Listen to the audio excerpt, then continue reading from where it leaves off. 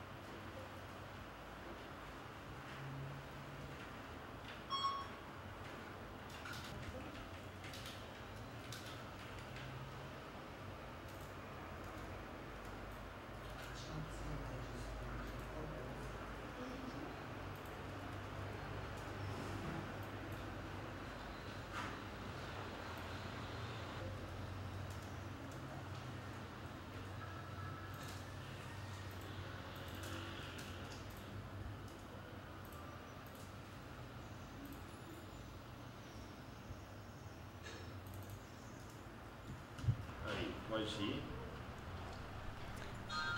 Você é? Ok. Gravando com Marcela Martins. Marcela, quais os sites que você mais acessa com seus amigos? Orkut, Famosprint, deixa eu pensar, sites de jogos mesmo. Quantas horas por dia você fica na internet, mais ou menos? Ah, não sei, eu chego da escola e já mexo. Até que horas que você mexe? Até umas 6, por aí. Até começa uma malhação. E como que seus pais fazem, assim, para controlar o acesso à internet de vocês?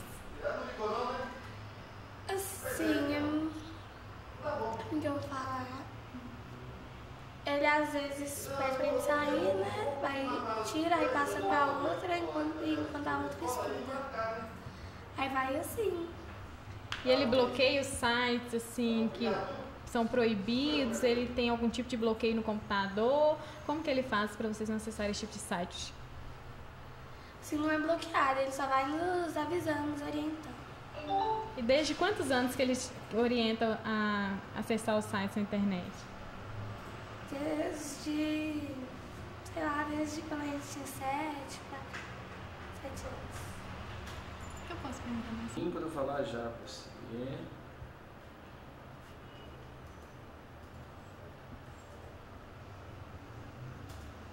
Já. Monique, o que você prefere hoje, as bonecas ou o computador? Computador. Por quê? Porque o computador tem mais utilidades, a gente pode brincar. É mais interessante, a gente pode brincar com qualquer coisa. Desde quantos anos você não brinca assim com boneca, com amarelinha, ou outras brincadeiras? Já faz uns 4 anos, 3 anos. Quais sites você mais gosta de acessar? O Orkut, esse site de jogos, esse site de armazenamento, Formspring, eu gosto de entrar no MSN, nesse momento MSN. Só. Pronto. Gravando com Sérgio de Castro. Sérgio, como o senhor instruiu as suas filhas a não entrarem em sites perigosos, né, proibidos? Ela já tem conhecimento, veio da escola e a cultura também delas, de crianças, já sabe que não pode. E como o senhor, como pai, fez para instruí-las, né, a não acessar esses sites? O computador tem uma senha, né, que bloqueia as coisas também. E desde quando o senhor orienta elas a ter um acesso, né, à internet com segurança?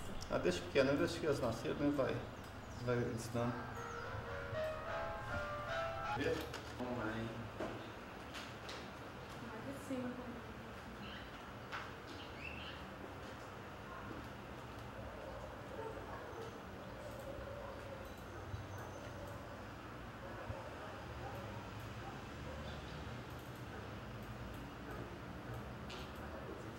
Salvar o office.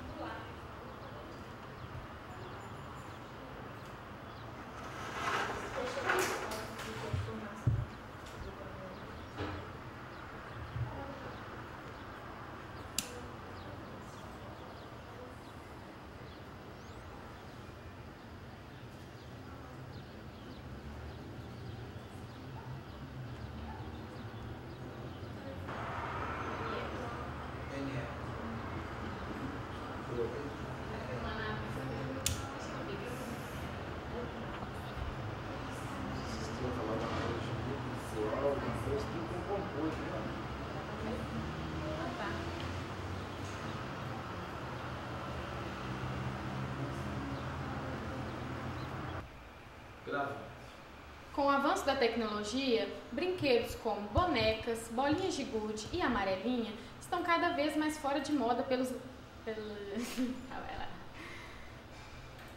Com o avanço da tecnologia... Odeia, tentando gravar de primeiro, meu filho, resta mais certo. Com o avanço da tecnologia, brinquedos como bolinhas de gude, amarelinha e bonecas estão cada vez mais fora de moda pelas crianças e adolescentes.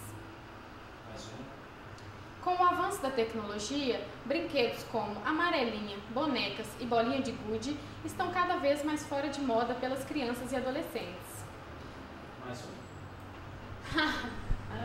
Tem certeza? Olha na lente comigo, fixa na lente. Com o avanço da tecnologia, brinquedos como bolinhas de gude, amarelinha e bonecas estão cada vez mais fora de moda pelas crianças e adolescentes. Vai. Com o avanço da tecnologia, brinquedos como amarelinha, bolinhas de gude e bonecas estão cada vez mais fora de moda pelas crianças e adolescentes. Melhorou? Só uma coisa. Vamos lá, vai. Com o avanço da tecnologia, brinquedos como bolinhas de gude, amarelinha e bonecas estão cada vez mais fora de moda pelas crianças e adolescentes.